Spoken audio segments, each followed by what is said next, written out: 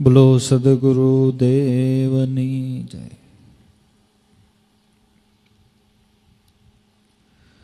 આપણી ઉપર ભગવાન સદગુરુની કૃપા થાય, ભગવાનની દયાથી એક 4 વ્હીલ ગાડી આપણી પાસે હોય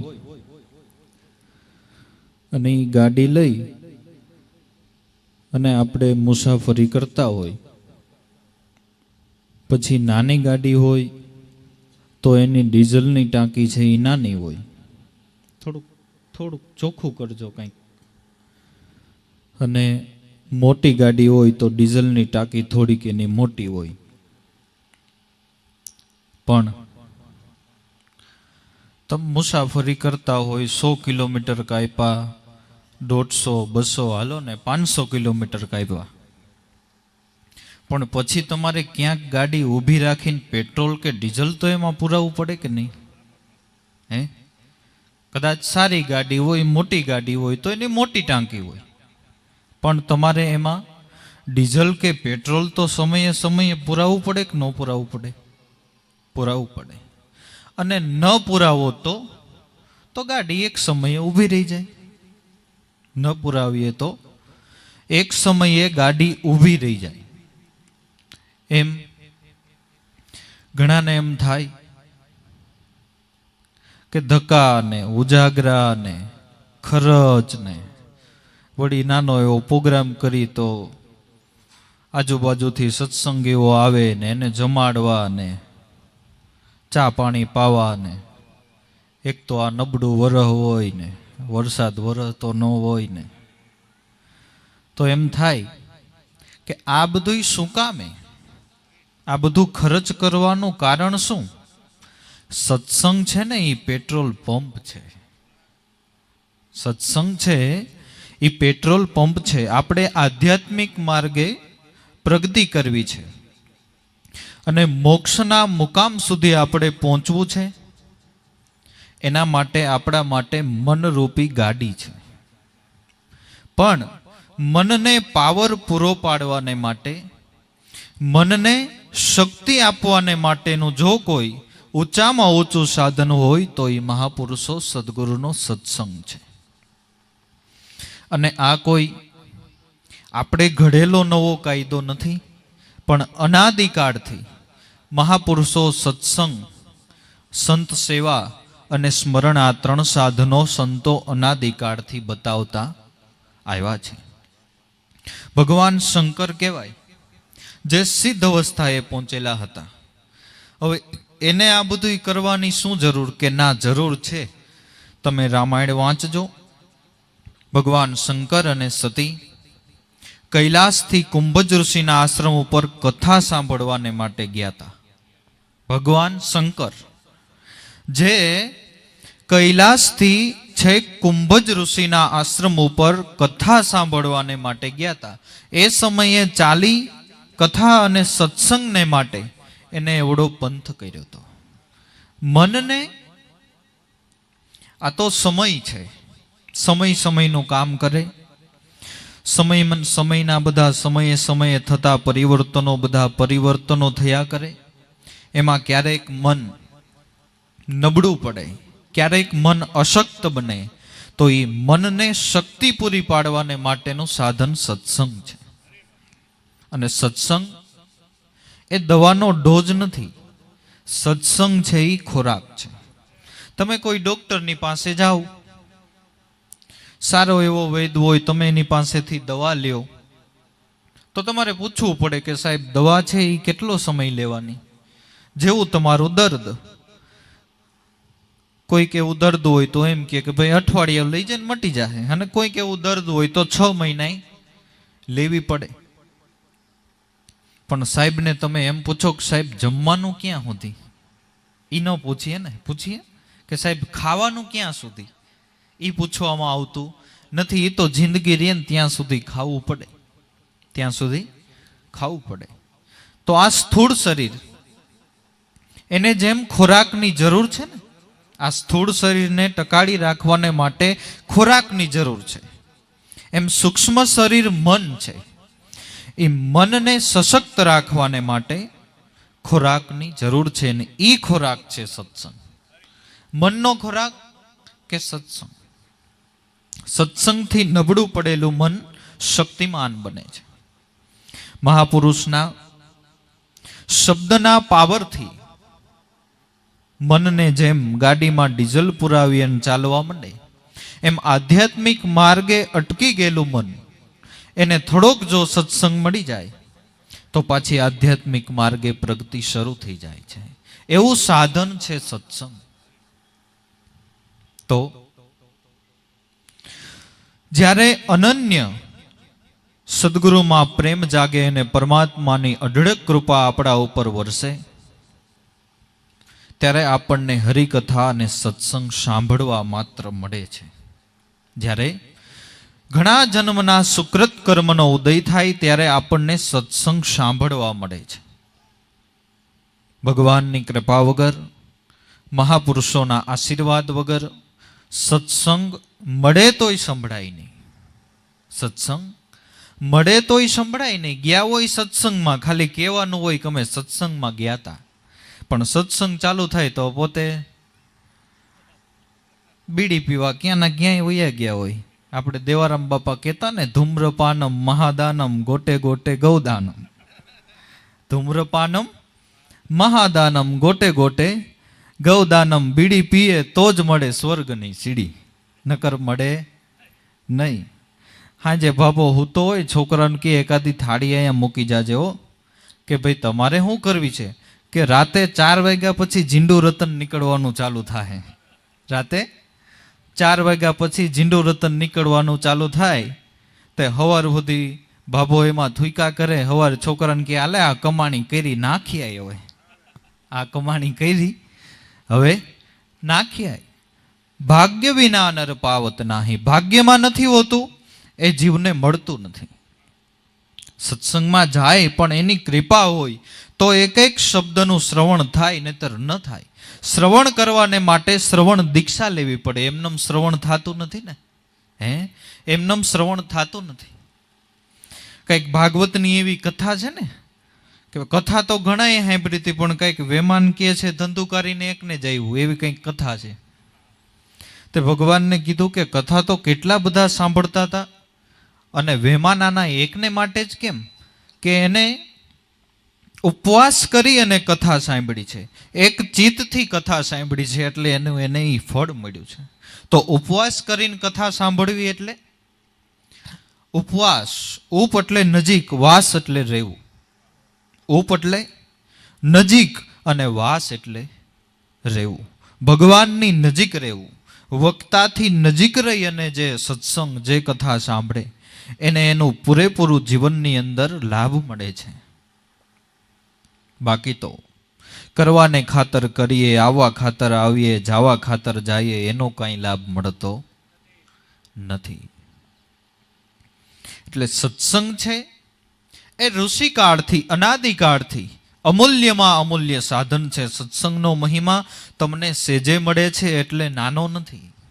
સત્સંગનો મહિમા આપણને સેજે સેજે સત્સંગ મળી જાય એટલે આનો મહિમા નાનો નથી, પણ કેવળ અને કેવળ આપણા ઉપર સદગુરુ ભગવાન પરમાત્માની કૃપા છે. એની કૃપા છે એટલે આપણને મળે છે, નહીતર મળે નહીં. તો સત્સંગ દ્વારા સંતો એ સમજાવે કે જાજુ તો નહીં, બધાય કાંઈ સંત ન બની શકે, પણ સજ્જન તો બનો. સત્સંગ દ્વારા મહાપુરુષો એટલું કહે છે કે આપણે સંત નથી બનવું, પણ એક સજ્જન તો બનીએ. સજ્જન તો બનીએ. એ તો થઈ શકે ને, એ તો થઈ શકે ને. એક સારું વ્યક્તિત્વ આપણે કેળવીએ, એ તો આપણાથી થઈ શકે. બીજું કાંઈ આપણે વધારે શીખવું નથી, બીજું કાંઈ બનાવી જવું નથી, નથી કોઈ મોટા ધજાગરાઓ બાંધવા, કાંઈ નથી કરવું. ગુરુના ચરણમાં રહીને પોળા ભાવે ભક્તિ કરવી છે, એનું ભજન કરવું છે. બીજું શીખવાનું શું પણ?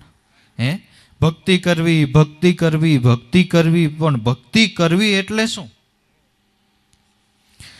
દાઢી જટા વધારી દઈએ, ભગવા કપડાં પહેરી લઈએ, એકાદો તિલક કરી નાખીએ, ગળામાં માળા પહેરી લઈએ એટલે ભક્તિ થઈ જાય? ભક્તિ શું? કે મોક્ષ સાધન સામગ્રયા ભક્તિ રેવ ગરીયસી સ્વસ્વરૂપા અનુસંધાનમ ભક્તિ રીતિ વિદ્યતે. મોક્ષ સાધન સામગ્રયા ભક્તિ રેવ ગરિયસી. મોક્ષનું સાધન ભક્તિ છે. તો હવે પ્રશ્ન થાય કે ભક્તિ કેવી કે નહીં? મોક્ષ સાધન સામગ્રયા ભક્તિ રેવ ગરિયસી સ્વસ્વરૂપા અનુસંધાનમ ભક્તિ રીતિ વિદ્યતે. સ્વસ્વરૂપનું અનુસંધાન કરવું એને મહાપુરુષો ભક્તિ કહે છે.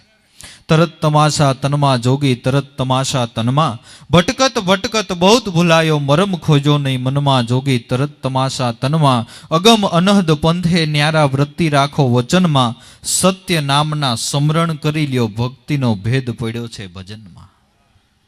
ભક્તિ હું ભજન કરીએ એનું સ્મરણ કરીએ એ ભક્તિ છે. એની યાદી થાય એ ભક્તિ છે. કબીર દર્શન સંતના સાહેબ આવે યાદ, લેખે મેં સોઈ ઘડી બાકી કે દિન બાદ. આખા જીવનની દિનચર્યામાં 24 કલાકની અંદર આપણે આપણા મનને પૂછી લેવાનું, આપણને ઈશ્વર કેટલી વખત યાદ આવ્યા, આપણને ભગવાનનું નામ કેટલી વખત યાદ આવ્યું. તો જેટલી વખત પરમાત્માની યાદી એટલી આપણા જીવનની પડ લેખે લાગી કહેવાય. એટલી આપણા જીવનની જે પડ છે એ લેખે લાગી કહેવાય.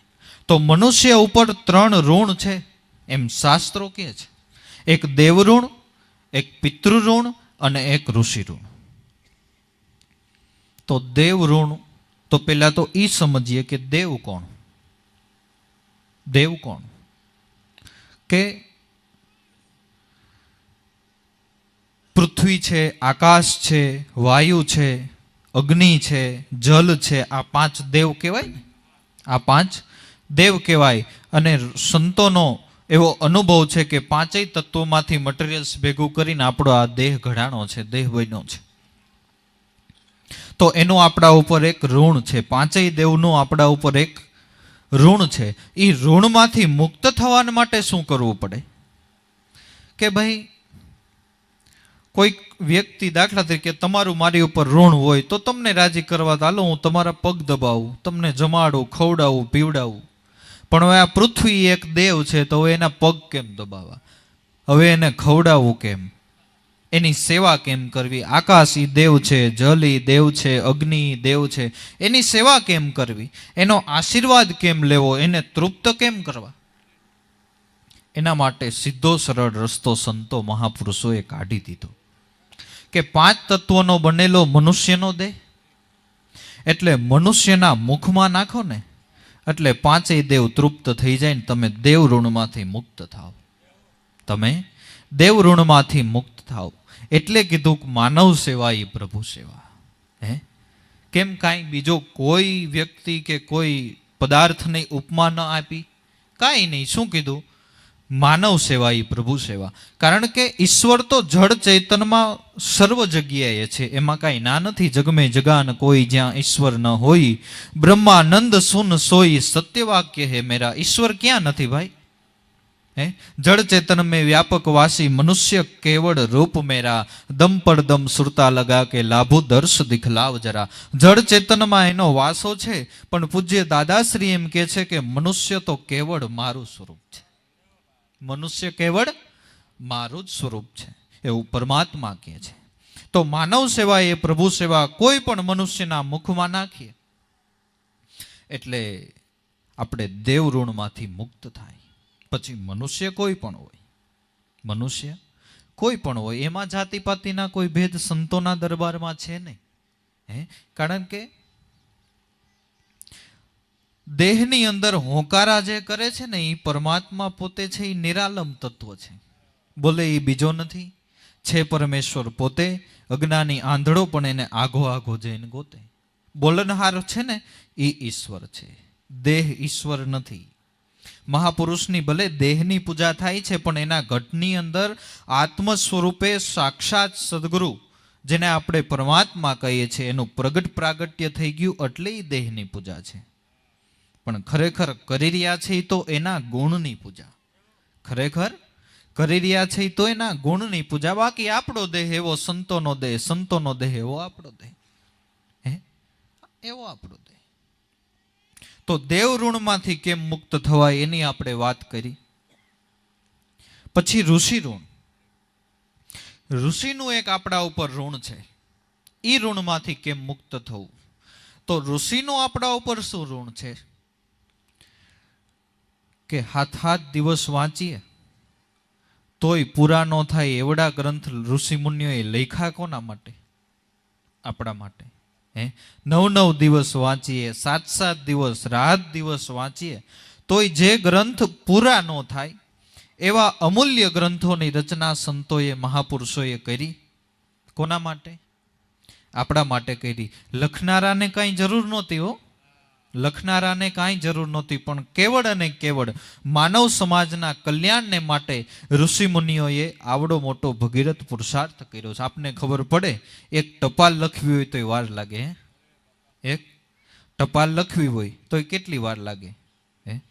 એમાંય કેટલાય ગપ્પા મારવા પડે તઈ એક ટપાલ પૂરી થાય. અમે મજામાં હશો, તમે મજામાં હશો, ફલાણા ભાઈ શું કરે છે, વરસાદ હારો થયો છે કે નથી થયો, છોકરાઓ બધા મજામાં હશે, રિંકલ આનંદમાં હશે, ઓલો પિન્ટુય આનંદમાં હશે ને, એવું તો આગળ એક પેજ તો ઈ ભરવું પડે તઈ માંડ એક આવડી ટપાલ પૂરી થાય. તમે વિચાર કરો, તમે વાંચી વાંચીને થાકી જાઓ એવડા ગ્રંથની રચના સંતો ઋષિમુનિઓએ કરી. આપણે તો ખાલી વાંચવામાં થાકી જાય, એ લખવામાં ન થાય ગયા, એ લખવામાં ન થાય કા. એટલે એ આપણા ઉપર એક ઋષિઓનું ઋણ છે. તો એ ઋણમાંથી મુક્ત થવાને માટે કે આપણે સારા સારા ધર્મગ્રંથોને પહેલા તો આપણા ઘરની અંદર વસાવીએ. હું એમ કહું કે કદાચ તમને સારા ધર્મગ્રંથો વાંચવાની આળસ થાય, ચાલો કાંઈ વાંધો નહીં, તમને નથી ટાઈમ મળતો કાંઈ વાંધો નહીં, પણ ખાલી એટલું કરો કે જે સારા સારા ધર્મગ્રંથો છે ને એને ખાલી ઘરમાં વસાવીને રાખો. ખાલી સારા જે ધર્મગ્રંથો છે ને ઘરમાં વસાવીને રાખો, ન વાંચત કાંઈ નહીં.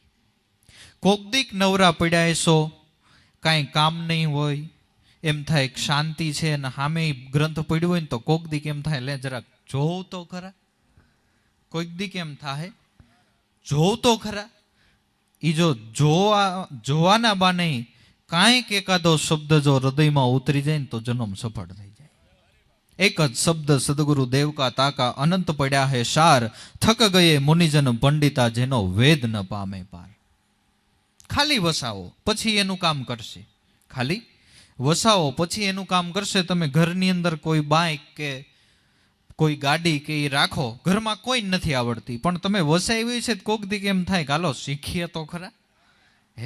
અને અત્યારે તમે નથી જોતા બેનોય નથી એક્ટિવા શીખી ગયા, એમ શીખી ગયા, એમ શીખી ગયા. એને એમ થાય હાલો ટ્રાય તો મારીએ, આપણે આવડે છે કે નહીં. ટ્રાય મારતા મારતા આવડી ગયો, સારું કામ આપણા માટે સારું હોય. શાકભાજી નાના મોટા કામ પતાવી દે એટલે આપણે એટલી ઉપાધિ ઓછી. સારા ધર્મગ્રંથ ઘરમાં પડ્યા છે ને એટલે એ એનું કામ કરશે, એમ કહું છું, એનું કામ કરશે એક દી. તો એવા ધર્મગ્રંથોનું અધ્યયન કરીએ, એમાંથી જીવનમાં કંઈક ઉતારીએ અને એ પ્રમાણે જીવન જીવવાને માટે આપણે પ્રયાણ કરીએ, ત્યારે આપણે ઋષિ ઋણમાંથી મુક્ત થાય. ત્યારે આપણે ઋષિ ઋણમાંથી મુક્ત થાય. ત્રીજું ઋણ છે પિતૃ ઋણ. પિતૃ એટલે જગત જે પિતૃ ગણતા હોય તે. આપણા માટે પિતૃ એટલે આપણા વડીલો, આપણા માત પિતા. બીજું પિતૃમાં શું છે? આ તો ખબર નહીં અમુક વસ્તુ કેવી રીતે સમાજમાં ઘૂસી ગઈ છે. પિતૃ નડે છે એમ કે પિતૃ નડે. અરે ભલામણા, પિતૃ નડે કોઈ દી નથી કહેતા છોરું કછોરું થાય પણ માવતર કમાવતર ન થાય, એમ આપણી કહેવત છે ને. છોરું કછોરું થાય પણ માવતર કોઈ દી કમાવતર ન થાય ને કે પિતૃ નડે. પિતૃ એટલે કાંઈ બાગડો નથી, પિતૃ તમારા મા બાપ છે, આપણા વડીલો છે, એ આપણને નડે. એલા ભાઈ જીવતા ન નડ્યા ને મર્યા પછી નડે. પિતૃ જીવતા ન નડ્યા અને મર્યા પછી આપણને નડવા આવે. આ એક અજ્ઞાન છે. પિતૃ એટલે આપણા માતા પિતા, એનું એક આપણા ઉપર ઋણ છે, કારણ કે એના થકી આપણો દેહ ઘડાનો ને. આપણા દેહનું કારણ આપણા માતા પિતા છે, એના થકી આપણો દેહ ઘડાણો. તો એની સેવા કરીએ અને એનો સંતોષ મેળવીએ એટલે એ ઋણમાંથી મુક્ત થાય. એની સેવા કરીએ, એનો સંતોષ મેળવીએ એના આશીર્વાદ મેળવીએ એટલે પિતૃ ઋણમાંથી આપણે મુક્ત થાય. પણ આ 3 ઋણમાંથી કદાચ હાલો આપણે હું એમ કહું મુક્ત થઈ ગયા, છતાંય હજી પૂરતું નથી. આ 3 ઋણમાંથી મુક્ત થઈ જાય એ સજ્જન માણસ કહેવાય. અને એને ઘણા ઘણા ધન્યવાદ, એને ધન્યવાદ, એના માતા પિતાને ધન્યવાદ, એના કુળ કુટુંબને ધન્યવાદ. કારણ કે એ કોઈ નાની સૂની વાત નથી. પણ છતાંય સંતો મહાપુરુષોના મત પ્રમાણે એટલેથી હજી પૂરતું નથી. મનુષ્ય જન્મ એનો મુખ્ય ધ્યેય ઈશ્વર ભજન છે. આપણે મનુષ્ય દેહ શું કામ મળ્યો? આ તો આપણે બધાય પરમાત્માની કૃપા છે ને આ બધું બચપણથી જ આપણને આ માવરો છે એટલે આપણને ખબર છે. બાકી માણસને તમે એક પ્રશ્ન પૂછો ને કે મનુષ્ય જીવનનું મુખ્ય ધ્યેય શું, ત્યાં એ પાછો પડી જાય, વિચારવા માંડે. અને ખબર નથી એને તો એટલી જ મગજની અંદર ફિટ થઈ ગયેલું છે કે ભાઈ મનુષ્ય જીવનનું મુખ્ય ધ્યેય સારી રીતે જીવન જીવવું, કુળ કુટુંબની અંદર કલેશ કરવો નહીં, એકાબીજાના દુઃખમાં ભાગ લેવો, સારા એવા પૈસા કમાવા, સારી એવી ગાડીઓ ઘરમાં વસાવી, સારા એવા બંગલા બાંધવા અને સારી રીતે જીવન જીવવું, સારા એવા કપડાં પહેરવા. એટલી જ ખબર છે. મનુષ્ય જીવનનો આ કાંઈ મુખ્ય ધ્યેય નથી ભાઈ. એ તો ઊંધા માથે આટા મારે છે ને એની ન્યાય એ બધું તો છે, એની ન્યાય એ બધું તો છે. પણ કુદરત મહારાજે આપણને મનુષ્ય જન્મ ઈશ્વર ભજન કરવાને માટે આપ્યો છે. 184 છૂટવા માટે તને આ મનુષ્ય દેહ હરી આપે, પણ બહુ ભટક્યો ચારે ખાણમાં, ઈ તું કેમ ભૂલી જાવે, મુસાફિર ફોગટ ક્યું ફેર જાવે.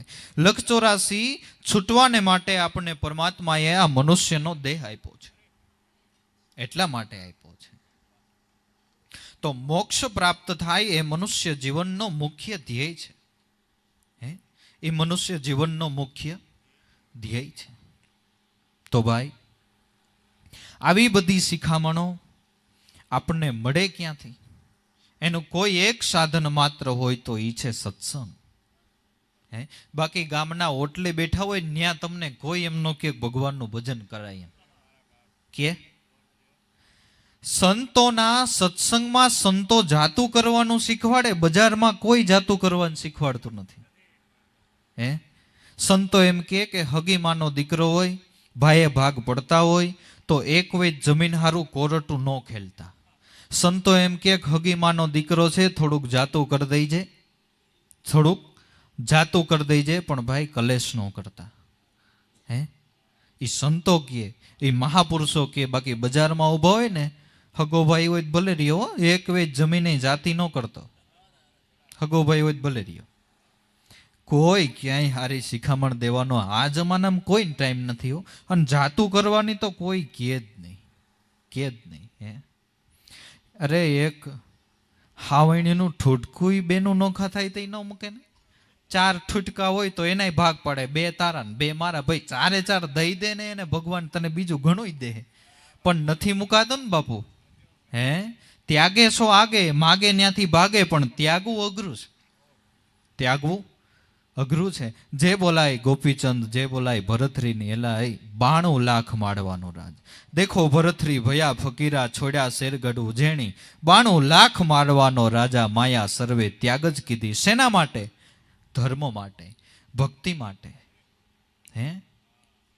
નાસત જાવ તો મારા સદગુરુ લાજે, હરિચંદ્ર કહે છે. નાસત જાવ ને તો મારા ગુરુ લાજે. બાનાના બિરદને માટે આ રાજ છોડી દીધું છે. નહીતર હરિચંદ્રન કોઈ ફાંસી નો જ ચડાવે એમ. હરિચંદ્રન કોઈ ફાંસી નો જ ચડાવે એમ. ખાલી એટલું કહી દે, નથી દેવું, જાઓ હું કરી લેહો, કાંઈ નહોતું થાય એમ. ધર્મને માટે, બાનાના બિરદને માટે છોડી દીધું. અને છોડી દીધું એટલે પછી પાછા એના સ્વપ્ન આવે એવી રીતે નહીં હો, એવી રીતે નહીં, મોજથી છોડી દીધું. અલખ કે અમલ ઉપર ચડે યોગીઓ, કોઈ જણાય તરણસમ જગત બાદશાહી. જગતની બાદશાહી આવા યોગીઓને એક તરણા સમાન લાગી. તમારા હાથમાં એક તણખલું હોય, તમને કોઈ એમ કહે આને ફેંકી દે, એટલે તમે ફેંકી દો કે ન ફેંકી દો, પણ તણખલું છે એમાં શું?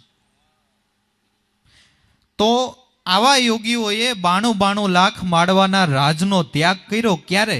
કે ને એ બધું તણખલા સમાન લાગ્યું ને ત્યારે. એ બધું તણખલા સમાન લાગ્યું ને ત્યારે. બાકી આપણે ગામડામાં ખબર છે ને, બેહનો પોદરોય ન મૂકે. આ મારો છે કેમ લઈ ગયા જબાઈમાં તમે? આ મારી બહેનો પોદરો કેમ લઈ ગયા? ભાઈ ઘડીક ખાઈમ ને હમણાં બીજો કરશે. ઘડીક ખાઈમ હમણાં બીજો કરશે. પણ બાપુ બહુ અઘરું છે. એટલે ત્યાગવું તો મોજથી ત્યાગવું. પછી પાછા એના વિચારો આવ્યા કરે, સ્વપ્ન આવ્યા કરે. ગામની અંદર પેલા તો ભોવાયાને રમવા આવતા ને, એટલે કોઈ ગામનો મુખી હોય ને એના વેણ વખાણ ને એવા કરે ને, એ બાપુ તમે આમ ને બાપુ તમે આમ ને બાપુ તમે આમ. તે મોજ આવી જાય. કાલ લખી લે મારા 1001 રૂપિયો. લખાવતા લખાવાઈ ગયું. જ્યાં ખેલ અડધેક પૂગ્યો ને તેમ થયું ભારે કરી. 1001 રૂપિયો લખાવાઈ ગયો. બહુ ભૂલ થઈ ગઈ. 1000 રૂપિયાની બીડી કેટલી આવી જાત. કેટલો ટાઈમ એ બીડી હાલત. બહુ ભૂલ થઈ ગઈ, બહુ ભૂલ થઈ ગઈ. એટલે આવા ત્યાગની વાતો એ નથી. આવા ત્યાગની વાતો એ નથી. અને આવો ત્યાગ હોય ને તો ત્યાગ હોય એ નહીં. આવો ત્યાગ હોય તો ત્યાગ હોય. પછી એના સ્વપ્ન ન આવવા જોઈએ. તો આપણા માટે તો અત્યારે સારો સમય છે. આ તો ઋષિકાળની અંદર સંતો આવી બધા રાજા મહારાજાઓની પરીક્ષા કરતા. અત્યારે આપણે કાંઈ ત્યાગવાની જરૂર નથી. આપણે અત્યારે કાંઈ ત્યાગવાની જરૂર નથી. સંતો એમ કે ખાઓ પીવો ઓઢો પહેરો હાણો માણો, પણ એ બધુંય કરતા કરતા ખાલી ઈશ્વર ભજન કરો. બીજું કાંઈ અઘરું બહુ બતાવતા નથી સંતો કાંઈ. આ પણ લોકોને મનની અંદર એવું થઈ ગયું છે કે ભક્તિ કરવી તો બહુ અઘરી, ભક્તિ કરવી તો બહુ અઘરી. પણ આમાં છે શું? નથી તમને કહેતા કે ભાઈ સવારમાં 4 વાગે ઉઠીને ઠંડે પાણીએ નાવું, 108 પીપળાની પરિક્રમા કરવી, આવું કાંઈ કીધું? ભક્તિ કરવી એટલે ઈશ્વરનું ભજન કરો, બસ. પણ ભક્તિને ભગવાનને અઘરો ચિતરી દીધો છે. અને અમુક કંટ્રોલ વગરની એવી કલમો આવેલી ને. ઘણાય તો એમ કે ભૂખે મારું ભોંય સુવાડું તનની પાડી નાખું ખાલ, એમ કરતાય ન ભજે ને તઈ કરું ન્યાલ તઈ. ભગવાન એમ કહે છે કે હું તને ભૂખે મારું ભોંય સુવાડું તનની પાડી નાખું ખાલ, એમ કરતાય જો સાધક સત્ય ન ચૂકે ને તઈ ભગવાન કે હું કરું ન્યાલ લે તઈ તું બહુ હારો. આવો ભગવાન હોય તો આપણે જોતોય નથી. ભગવાનનું નામ છે દીન દયાળુ, ગરીબો ઉપર દયા કરવા વાળા છે. પણ આ અમુક કંટ્રોલ કલમ છે એ કંટ્રોલ વગર ચાલી ગયેલી છે. આવો ભગવાન નથી. ભગવાન દયાળુ છે. આપણે ભૂખ્યા રહીને ભગવાન પ્રસન્ન થાય એવો ભગવાન નથી. તમારો દીકરો 2 ટાઈમ ન જમે 3 ટાઈમ ન જમે, તમે રાજી થાવ? રાજી થાવ? એનો મિત્ર હોય એને બોલાય એવો ભાઈ આ રિહાણો છે, મારાથી થોડુંક કહેવાય ગયું, આને કંઈક થોડુંક સમજાવ્યું, અને એ જમે તો તમે રાજી થાવ. અને ભગવાન આપણે ભૂખ્યા રાખે ને ભગવાન રાજી થાય. એટલે તો જીવણ બાપાએ હાવ ના પાડી દીધી.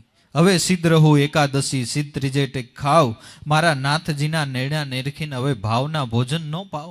ઘડીએ ઘોડી જાઉં હું તો ઘડીએ ઘોડી જાઉં, મારા નાથજીના નેણા નિરખીને હવે હું ઘડીએ ઘોડી જાઉં.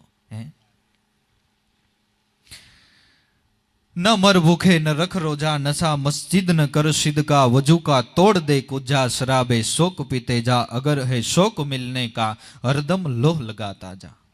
ખાવા પીવાની ઓઢવા પહેરવાની હાણવા માણવાની સંતો ના નથી પાડતા, પણ મનથી ત્યાગવાની વાત કરે છે. પણ મનથી ત્યાગવાની વાત કરે છે. આપણે ઘર મૂકીને ક્યાંય વયું નથી જવું. ઘર મૂકીને ક્યાંય વયું નથી જવું. આપણે ગ્રસ્તાશ્રમી છીએ. આપણે આપણા જે ભાગ્યમાં લખાયેલો હોય પુરુષાર્થ આપણે કરવો પડે ને આપણે પુરુષાર્થ ન કરીએ તો ભગવાન કૃષ્ણએ 2 હાથ ઊંચા કરીને ગીતાજીમાં કીધું છે કે અર્જુન કર્મ કર, કર્મ નહીં કરીશ તો ભિખારી થાશ. કર્મ ન કરો તો શું થાય? કોક પાસેથી માગવું પડે, કોકનું ઓશિયાળું થવું પડે. ભગવાન માય કાંગલા બનવાનું નથી કહેતા. ભગવાન એક આસન ઉપર બેહીને આંખું બંધ કરી જવાનું 24 કલાક એમ નથી કહેતા. એવું નથી કહેતા. આ તો સાધુ સહજ સમાધ ભલી, આંખ ન બુંદો કાન ન રૂંધો, તિનક કષ્ટ ન ધારો, ખુલ્લા નયને પીછાનો, હસી હસીને સુંદર રૂપ નિહાળો. કરવાનું કેટલું કે બસ શબ્દ નિરંતર છે મને લાગ્યો, મલિન વાસના ત્યાગી, હવે ઉઠત બેઠત કબહુ છૂટે નહીં, એસી તાળી લાગી. સાધુ સહજ સમાધ ભલી, ગુરુ દયાજા દિન સે જાગી, દિન દિન અધિક ચલી, સાધુ સહજ સમાધ ભલી. આપણા મહાપુરુષો સંતો આવડો મોટો ભક્તિ યોગ પ્રાપ્ત કરી ગયા, ક્યાં એક બાજુ જંગલમાં વયા ગયા હતા. દાદા ઉગારામે ગ્રસ્તાશ્રમમાં રહી અને આ ભક્તિને સફળ કરી. લાભેશ્વર નાથે ગ્રસ્તાશ્રમમાં રહી અને આવડો મોટો યોગ કમાણા. દેવારામ બાપા ગ્રસ્તાશ્રમમાં રહી અને આવડો મોટો યોગ કમાઈ ગયા. ક્યાંય ભાગીને ગયા નથી. ત્યાગ કરવાની છે માયા, એ વાત સાચી છે, પણ મનમાંથી ત્યાગ કરવાની છે, બીજે ક્યાંયથી ત્યાગ કરવાની નથી. એટલે મહાપુરુષો સંતો છે એ આપણને અનાદિકાળથી આ જ શિખામણ આપે કે મનુષ્ય જન્મ છે એ આપણે ભગવાનનું ભજન કરવાને માટે મળ્યો છે, અને એ થઈ જાય એટલે હા. અખા ભગતે કોણે કીધું કે ભાઈ તને હુતર આવે એમ રે, પણ ગમે એમ કરીને હરીને લે. તને હુતર આવે એમ રે, જે કરતો હોય એ કર, જે પહેરતો હોય એ પહેર, જે ઓઢતો હોય એ ઓઢ. વેશભૂષામાં જાજો ફારફેર કરવાની જરૂર નથી. હુતર આવે એમ રે, પણ ગમે એમ કરીને હરીને લે. બસ ઈશ્વરનું ભજન કરવું, સંતોની સેવા કરવી, એના મુખેથી સત્સંગનું શ્રવણ કરવું કે જેનાથી આપણા જીવનની અંદર દેવી સંપત્તિનો વાસો થાય અને આપણું જીવન ઉજળું બને. એ સિવાય બીજું નવું કાંઈ આપણે શીખવાનું નથી. અને હજારો વાતડિયું 20,000, પણ હકડી હાથ કરો તો જોખો મટે તમારા મનનો તન ઉગરી જાય તમારો. એક જ હકડી હાથ કરી લેવાની છે કે પરમાત્માનું ભજન કરવું. એ સિવાય જાજી વાતુના ગાડા ભરાય. એટલે મનુષ્ય જીવનની અંદર ઈશ્વર ભજન કરી લીધું એને ધન્ય, એના માતા પિતાને ધન્ય અને એના સદગુરુને ધન્ય. બોલો સદગુરુ દેવની.